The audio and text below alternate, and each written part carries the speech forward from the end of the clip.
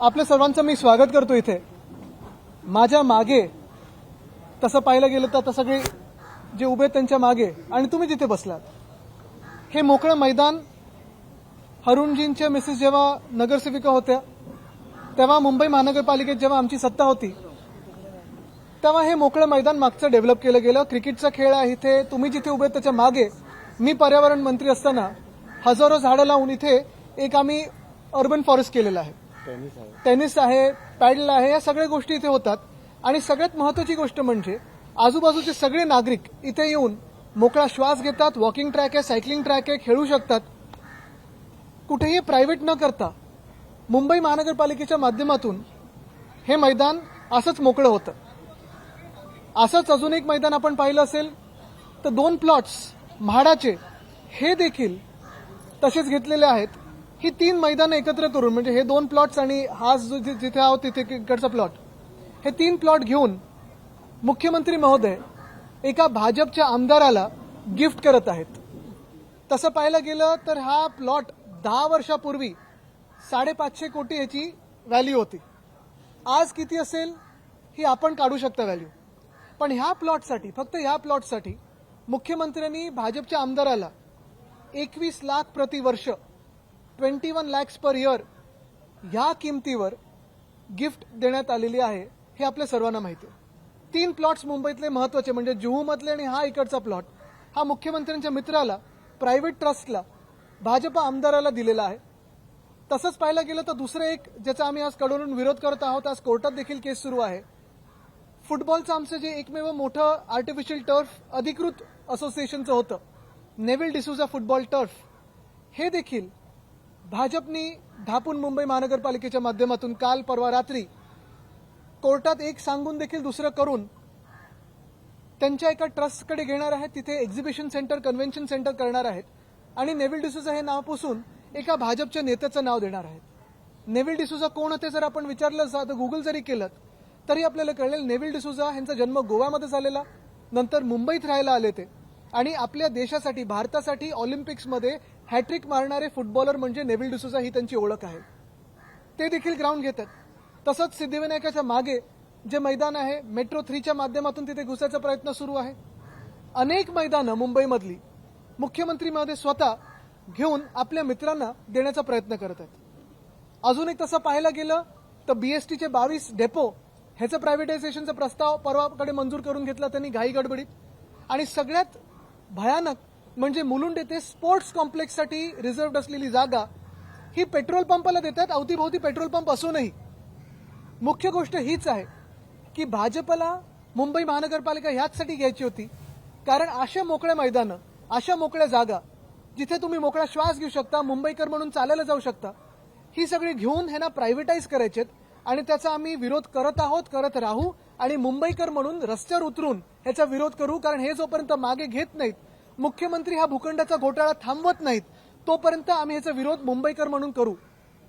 आज आपल्या माध्यमातून मी सर्व मुंबईकरांना विनंती करत आहे की ह्या आंदोलनाचा पहिला टप्पा म्हणून येत्या रविवारी संध्याकाळी 5 वाजता रंगशारदाच्या समोर नेव्हिल डिसूजा फुटबॉल टर्फ जिथे आहे तिथे आपण सर्वांनी, प्रत्येक पक्ष असेल, जात पात धर्म सगळं काही बाजूला ठेवून तिरंगा हाती घेऊन पुन्हा एकदा मुंबईसाठी एकत्र येणं गरजेचं आहे। मी इतर सगळ्या नागरिकांशी बोलत आहे, सगळ्या एएलएमशी बोलत आहे, एनजीओशी बोलत आहे, स्पोर्ट्स क्लबशी बोलत आहे आणि खास करून जसं मी सांगितलं कुठेही पक्षाची आयडेंटिटी नाही, कुठच्याही पक्षाची आयडेंटिटी नाही, तर मुंबईकर म्हणून, मुंबई प्रेमी म्हणून, स्पोर्ट्स लव्हर म्हणून आम्ही सगळे एकत्र येत आहोत। ह्याच्यात माझं बोलणं स्थानिक लेव्हलवर काँग्रेसशी देखील झालेलं आहे। वर्षाताई असलमजी यांच्याशी बोलणं झालेलं आहे, त्यांनी पाठिंबा दिलेला आहे। माझं बोलणं अमित ठाकरेंसोबत झालेलं आहे, मनसेने देखील ह्याच्यात येण्यासाठी सहमती दिलेली आहे। आणि खास करून जसं मी सांगितलं की मी आपल्या माध्यमातून सर्व पक्षांना विनंती करत आहे, तुम्ही कोणाचेही मतदार असाल, कुठच्याही विचारधारेचे असाल, पण एक मुंबईचा नागरिक म्हणून, खेळप्रेमी म्हणून, फुटबॉल प्रेमी म्हणून, मोकळी मैदानांसाठी जे तुम्ही लढत असाल, तुम्ही एकत्र येणं गरजेचं आहे।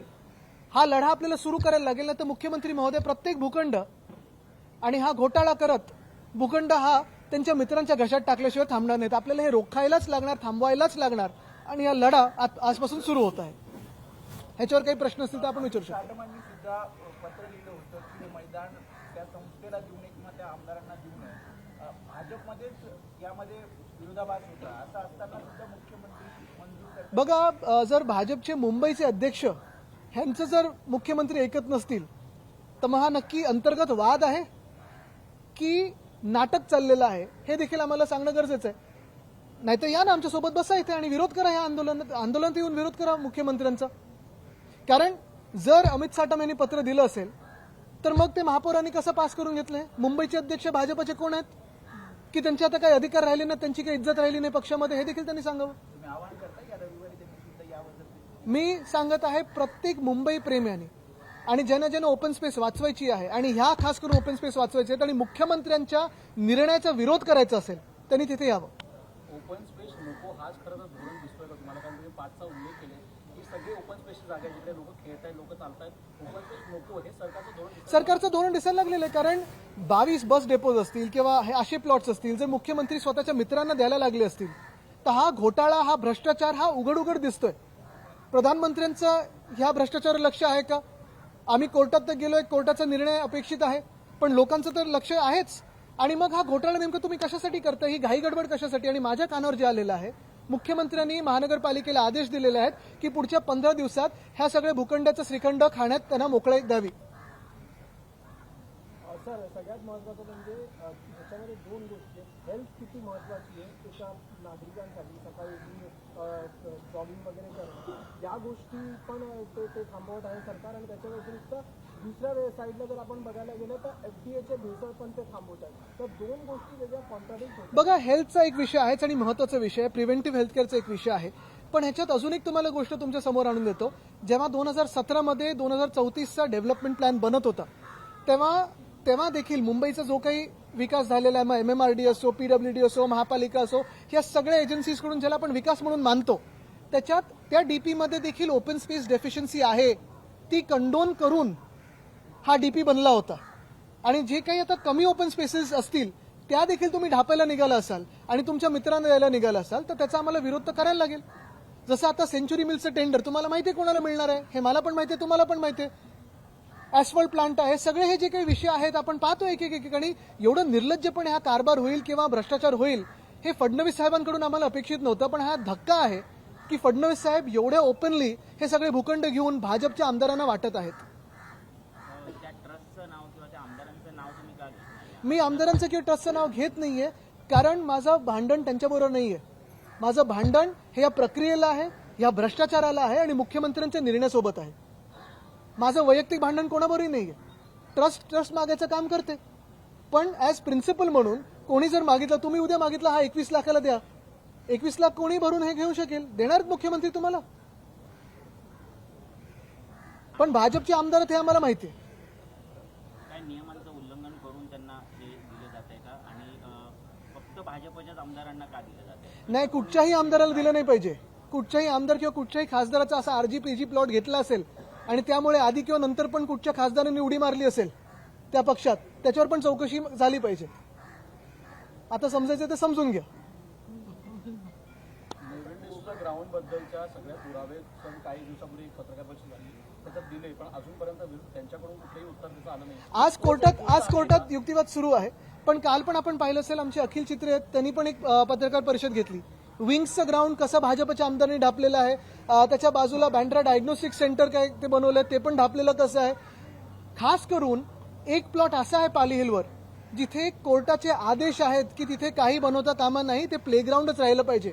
तिथे DPC फंड देऊन काम झालेलं आहे, तो जनतेचा पैसा फुकट घालवलेला आहे तिथे आणि कंटेम्प्ट ऑफ कोर्ट केलेला आहे. त्याच्यावर पण आम्ही कडक कारवाई मागणार आहोत आणि ती आमची प्रक्रिया सुरू झालेली आहे. प्रश्न उपस्थित केला. काही महिन्यापूर्वी स्वतः अनिल परब यांनी मॅंग्रोव्ह या सगळ्या संदर्भात मॅंग्रोव्हच्या याबाबत देखील प्रश्न उपस्थित केला. अरुण खान स्वतः तिकडे गेले होते आणि त्या जागेची पाहणी अनिल परब यांनी पण केली. त्यांनी पर्यावरण मंत्रीच्या पंकजा मुंडे त्यांच्याकडे तक्रार केली होती. मात्र तक्रार केल्यानंतर काम वाढलं आणि अजूनही ते काम सुरू आहे, बंद झालं. बघा, पर्यावरण खातं कसं चालायला पाहिजे तर मागे इथे जे जंगल झालं ना ते आमच्यामुळे झालं हे दिसलं पाहिजे. पण मुख्य गोष्ट हीच आहे की कांदळवन असतील, आम्ही जो मॅंग्रोव्ह पार्क बनवला होता, कुठे उद्घाटन झालं असून? काही ठराविक लोक जात आहेत, बघून येतात आमदार आणि अधिकारी, पण मॅंग्रोव्ह पार्क जनतेसाठी खुलं करा ना. असं पण परत एकदा मी तुम्हाला ह्या ओपन स्पेसवर आणतो, कारण काय होईल, नाहीतर भाजप अशी आहे की समुद्र पण ओपन स्पेस म्हणून दाखवेल आणि जंगल पण ओपन स्पेस म्हणून दाखवेल आणि सांगतील ओपन स्पेस डेफिशियन्सी नाहीये. सर ठाण्यातला पण वन विभागाचा जो विषय आहे कारण जो ठाण्यातला टीडीआर देण्यात आला होता 28,000 कोटी खूप मोठा टीडीआर मी त्याच्यावर येईन, पण कारण ठाण्यामध्ये शिवसेना आपली खूप प्रबळ आहे असं असताना विरोधक म्हणून तिथं आवाज उचलला जातो. तिकडचे माझ्याकडे 2-3 महत्वाचे विषय आलेले आहेत. तिकडचे देखील 2-3 विषय महत्वाचे आलेले आहेत. डेटा सेंटर जे ठाण्यातलं आहे ते भयानकपणे पुढे येत आहे. पण हे सगळं आम्ही एक वेगळी पत्रकार परिषद घेऊन सांगू. आज मुंबईत जे मोकळ्या जागा मुख्यमंत्री महोदय स्वतःच्या मित्रांच्या घशात टाकत आहेत त्याच्यावरच फोकस करेन. मैदान आमच्या हक्काचे.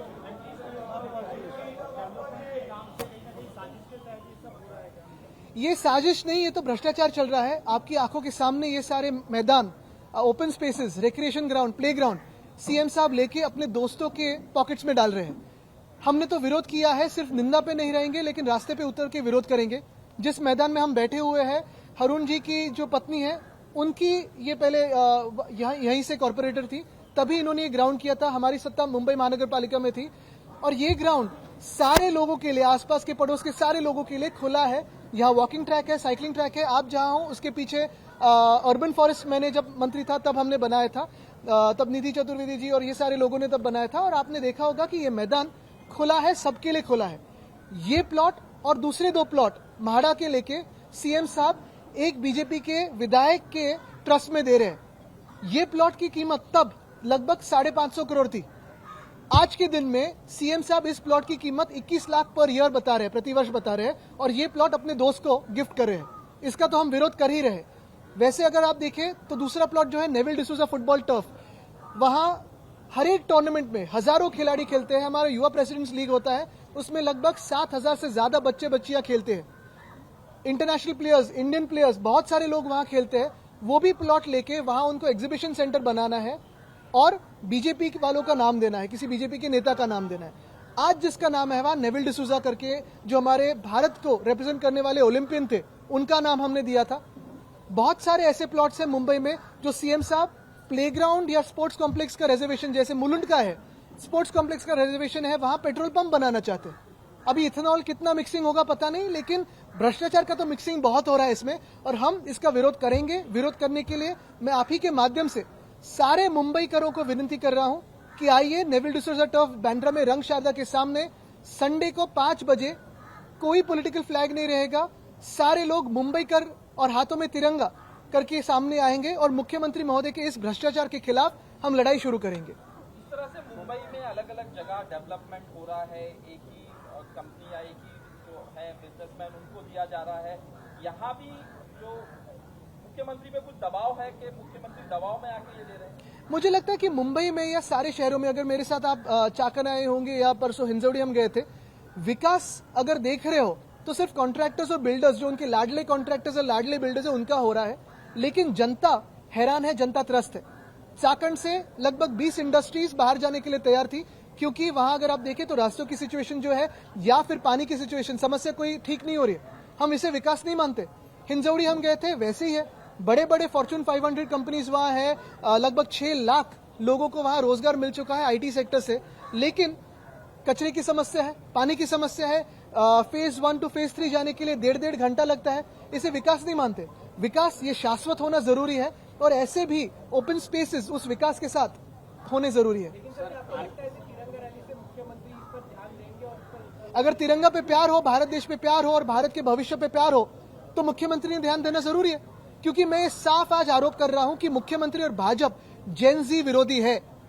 इस देश में अगर आप ओपन स्पेसेस छीन रहे हो, खेल के मैदान छीन रहे हो, तो भारत के भविष्य के साथ छेड़छाड़ कर रहे हो. ये मेरा साफ आरोप सीएम साहब पे है. राहुल गांधी ने सीडब्ल्यूसी मीटिंग ली, उसमें कहा कि जो प्रधानमंत्री हैं वो अब 8 से 9 महीने तक ही रहेंगे, इसके बाद जा रहे हैं. वो इस तरह से बयान, खबरें. अगर आप राहुल जी के पिछले 10 साल के सारे स्टेटमेंट्स देखें तो उस समय लगता है कि हो सकता है या नहीं हो सकता, लेकिन 6 से 8 महीने में सब आपको लगता है ये सटीक एकदम बराबर इनका ऑब्जर्वेशन था. और जिस तरह से माहौल बन रहा है, जिस तरह से भाजपा के अंदर माहौल बन रहा है, शायद हो सकता है. एक मिनिट, उद्या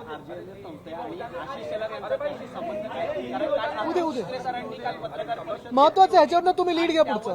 भाजपकडून अजून काही उत्तर आलेलं नाहीये आणि RJMF ची जी संस्था आहे ती मेडिकल ट्रस्ट आहे असा दावा आहे. RJMF ह्या संस्थेने किती जागा बँड्रामध्ये ढापलेल्या आहेत आणि किती जागेंवर त्यांनी चार्ज लावलेला आहे हे सगळं आपल्याला दिसत आहे. त्यांचे मेन जे बॅकबोन आहेत हे पण कोण आहेत आपण जरा त्यांच्या वेबसाईटवर जाऊन पहा. आणि लवकरच असं जसं आपण इथे एक्सपोजे केलेलं आहे तसं विंग्सवर पण जाऊन आपण लवकरच करणार आहोत. कारण विंग्सच्या मागे कोण आहे, किती पैसे लावलेले आहेत, विंग्स इथे डीपीसीतून किती पैसे घेतलेले आहेत, जनतेचा पैसा आणि इथे कॉन्फ्लिक्ट ऑफ इंटरेस्ट होतोय का हा देखील मुख्यमंत्र्यांनी पाहायला पाहिजे. प्रधानमंत्री ने कहा कि भाजपा जनसी विरोधी है. राहुल गांधी भी पुणे में आने वाले हैं 22 तारीख को. छात्रों की गूंज है उनका जो प्रोग्राम है उसके मद्देनजर जब मुख्यमंत्री से ये सवाल पूछा गया तो वो कह रहे हैं कि जितने भी लोग आ रहे हैं वहाँ पे जिन्होंने अवेल किया है, रजिस्ट्रेशन किया है, वो सब कांग्रेस की मानसिकता से, उनकी आइडियोलॉजी से प्रेरित है और वही सब कांग्रेसच्या कॉलेज. मुझे लगता है कि सीएम साहब उनके भी जो वरिष्ठ नेता है उनसे भी ऐसी ही प्रेस कॉन्फ्रेंस करने से कहे. राहुल जी तो करते हैं, राहुल गांधी जी छात्रों की गूंज करते हैं, भाजपा क्यों नहीं करती छात्रों की गूंज? और क्यों नहीं बताती कि लाठीचार्ज किसने करवाया, क्यों नहीं बताती टीयर गैस किसने चलवाया, क्यों नहीं बताती कि बिहार में AK-47 किसने चलवाया, क्यों नहीं बताती pellet gun national capital region में पीसफुल प्रोटेस्टर्स पे किसने चलवाया? बताए भाजपा, करे छात्रों की गूंज. कभी तो छात्रों के भी मन की बात सुने. प्रधानमंत्री ने कहा है 1 मिनिस्टर 1 यूनिवर्सिटी, इस तरह से बयान दिया और कहा है कि मिनिस्टर जो है वो जाके यूनिवर्सिटी में मिले छात्रों से और उनकी जो प्रॉब्लम्स है उसको सॉल्व करें. बिल्कुल. और वो मिनिस्टर्स और सारा कैबिनेट उनके क्वालिफिकेशन क्या है और वो जो कैबिनेट है प्रधानमंत्री महोदय का, वो कैबिनेट के बच्चे कहाँ पढ़ते हैं, कौन सी यूनिवर्सिटी में देश में पढ़ते हैं ये भी बताए. यहाँ पढ़ते कि बाहर पढ़ते हैं ये भी बताए. क्यों नहीं हमारे देश की यूनिवर्सिटीज में गए ये भी बताए. आदित्य जी, वंदे मातरम को लेकर काफी बवाल हो रहा है. जिस तरह से जो कुछ स्टैंडर्ड उसमें और भी ऐड किए गए हैं, आपकी पार्टी का इस पे क्या स्टेक है? कल कांग्रेस पार्टी की कमेटी की मीटिंग थी, उन्होंने रेजोल्यूशन पास किया कि सिर्फ 2 स्टैंडर्ड ही गाएंगे. पहली बात तो ये है कि हमारे पार्टी का स्टैंड साफ है कि जब वंदे मातरम का बिल लोकसभा में आ रहा था, पेश हो रहा था, तब प्रधानमंत्री महोदय और गृह मंत्री महोदय उस सदन में क्यों नहीं थे, उसी पे हमारा ऑब्जेक्शन है. ये वंदे मातरम का अपमान है. और भाजपा अपना नाता वंदे मातरम से क्या है और कौन से रेवोल्यूशनरीज भाजपा में थे जिन्होंने वंदे मातरम कह के फांसी पे गए ये बताया भाजपा में. कल चालकों के ऊपर जिस तरह मराठी सक्ति के लिए आज जो RTO हर जगह जाके चेकिंग करने वाली है कि उन्हें मराठी आती है नहीं, किसे देखेंगे? मुझे लगता है कि ये बात तो अभी प्रताप सर नहीं जवाब देंगे क्योंकि उनका खाता है, तो वो क्या एक्शन ले रहे हैं वो बताए. लेकिन फिर एक बार मैं आपको इसी मुद्दे पे लाना चाहता हूं कि मुंबई में हमारी जो जमीन है बेची जा रही है. मुख्यमंत्री महोदय भ्रष्टाचार के हाथ है नहीं है ये बताए, लेकिन जैसे सारे चीजें हो रही है ये घोटाला है, ये भ्रष्टाचार है. और मुख्यमंत्री महोदय अपने दोस्तों को मुंबई की जो खुली मैदान है, मुंबई के जो ओपन स्पेसेस है, वो अपने दोस्तों को गिफ्ट कर रहे हैं. उप मुख्यमंत्री का बयान आया कल एकनाथ शिंदे का कि कपिल सिब्बल वही पुरानी बातें बोले जा रहे हैं. जिस तरह से आपकी पार्टी की और शिवसेना के सिंबल की हियरिंग चल रही है उसको लेकर कल बयान दिया. चोर कितना भी आवाज करे चोर ही रहता है.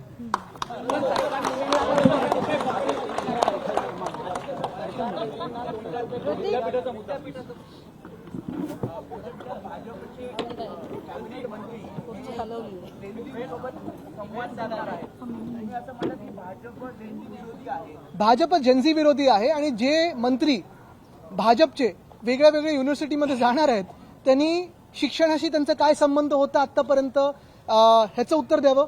दुसरं उत्तर त्यांनी द्यावं की जे आंदोलन झालं, मग अभिजित दिपके असतील आणि बाकी सगळी जी लोक तरुण विद्यार्थी रस्त्यावर आले त्यांच्यावर केसेस कोणी टाकायला लावल्या, त्यांच्यावर लाठीचार्ज कोणी करायला लावला, त्यांच्यावर टियर गॅस, त्यांच्यावर AK-47 कोणी चालवायला लागली, ह्याचं पहिलं उत्तर भाजपच्या ह्या मंत्र्यांनी द्यावं. आणि तिसरं आणि सगळ्यात महत्त्वाचं म्हणजे भाजपचे जे प्रमुख मंत्री असतील किंवा नेते असतील ह्यांची मुलं मुली हे आपल्या देशातल्या युनिव्हर्सिटीजमध्ये गेलेत की परदेशात गेलेत हे देखील सांगा. आणि मी सगळ्या ह्या विद्यार्थ्यांना सांगेन जिथे जिथे भाजपचे मंत्री येणार आहेत की भाजपचे मंत्री आणि त्यांची मुलं कुठे शिकलेत ह्याचा बाहेर मस्त एक मोठं बोर्ड लावावं आणि विचारावं त्यांना प्रश्न. ओपन स्पेसेस हड़पी जा रही है लेकिन वहाँ पर मुंबई की मेयर जो है वो अपने ही पब्लिसिटी के लिए पैसे अलग से 25 लाख मांग रही है. इस पर आपका क्या कहना है? क्या कहना है, यानी अभी आपने देखा होगा उनका फ्रस्ट्रेशन, जिस तरह से वो जो चुन के आए, मुंबईकरों ने चुन के दिए हुए नगर सेवक उन पे चिल्ला रही थी. मुझे लगता है ये पहले तो उनके पद का अपमान है. अगर आपको ठीक से चलाना नहीं आता तो कुर्सी छोड़ दीजिए, लेकिन फ्रस्ट्रेशन ऐसे नहीं निकाल सकते आप. दूसरी बात, मुंबई के हर एक प्रतिनिधि को उस प्रतिनिधि सभा में बोलने का वक्त देना जरूरी है। तीसरी बात, आपने देखा होगा कि मुंबई की जो महापौर साहिबा है, पहले गाड़ी पे लाल बत्ती और सायरन चला रही थी, फिर बंगले की बात आई। अगर हम विधायक है, इनसे पूछे, मुझे पूछे, हमें हमारे पूरे इलाके के लिए, पूरे एरिया के लिए, विधानसभा क्षेत्र के लिए 5 करोड़ मिलते हैं एमएलए डेवलपमेंट फंड करके। मेयर साहिबा को खुद के बंगले के लिए 5 करोड़ चाहिए थे, डेवलपमेंट के लिए नहीं, साउंड बैरियर्स लगाने के लिए। वो तो जू के आसपास रहती है, वहां कोई आवाज नहीं होता है। शेर की दहाड़ से डरती है तो वो अलग बात है, लेकिन जब हमने विरोध किया तो उनको वो निर्णय पीछे लेना पड़ा। और तीसरी बात, अगर आप देखें तो खुद के ट्विटर हैंडल के लिए 25 लाख तो चलो हम भी लेते हैं, आप भी लीजिए उनका कॉन्ट्रैक्ट, लेकिन ये मुंबईकरों का पैसा है और मुंबईकर देख रहे हैं कि एक तरफ बीएसटी बंद की जा रही है, दूसरी तरफ पानी की समस्या है, तीसरी तरफ रास्तों में गड्ढे हैं। चौथी बात, अगर आप देखें तो मुंबई के ओपन स्पेसेस भाजपा के विधायकों को दी जा रही है, और इसी सारे चलते हुए महापौर साहिबा लगी हुई है खुद के खर्चों पे, और वो टैक्स पेयर का मनी है, तो इसका तो विरोध है ही। महापौर अडचणीत येतात का? तुम्ही जसं आता मुद्दा म्हटलात की डिसरिस्पेक्टिंग द अदर नगरसेवक असेल किंवा त्यांचा मुद्दा असेल, काय म्हणतात? मला वाटतं भाजपला प्रशासन चालवता येत नाही, भाजपला सरकार चालवता येत नाही, हे केंद्रापासून गल्लीपर्यंत दिसायला लागले। शेवटचा प्रश्न, केवायसी नंतर 92 लाख लाडक्या बहिणी ते अपात्र झाले, माहिती अधिकारातून माहिती उघड झाली, आणि आता सरकार असं करतंय की महाविद्यालयातील विद्यार्थी मुली आहेत त्यांना 2000 रुपये देणार आहे। ह्या 95 लाख ज्या अपात्र ठरलेल्या महिला आहेत, माझ्या कानावर जी कुजबूज येत आहे की ह्या देखील आम्ही सगळे कॉक्रोच जसे एकत्र आलो होतो तसं त्या महिला आणि बालविकास मंत्र्यांच्या विरुद्ध येतील ही मला खात्री आहे। कारण मतं घेताना तुम्ही दमदाटी केली, दबाव टाकला, पैसे दिले आणि सांगितलं तुमच्या खात्यात आलं तर आम्हाला मतदान करा, जनतेचे पैसे वापरले आणि आता वापर झाल्यानंतर तुम्ही फेकून देता। हे तुम्ही मोठं आंदोलन लवकरच येत्या काही काळात पाहाल। 70% मुंबईमध्ये मराठी सक्ती केली तर नवी परवानगी देतात, तर मराठी शिक्षणासंदर्भातला जो मुद्दा तो सुटेल असं वाटतं। आता मला वाटतं प्रताप सरनाईक याच्यावर पुढे काय करतात ते बघूया। एआय वर प्रेम आहे, पण एआय च्या माध्यमातून काय करतात